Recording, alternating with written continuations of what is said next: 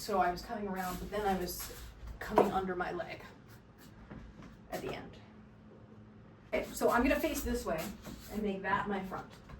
If I'm turning to my left, but you're a right turner, so you might want to turn to your right. But if I'm turning to my left, because that's the one that I did this one. Yes, so my right hand is up here on this side. Yes, but what I do is this. I come around the circle all the way, then come up, then come down. And as it's coming down here, I have my legs, so if you look at me from the side, I have my right leg back so that I can come under like that.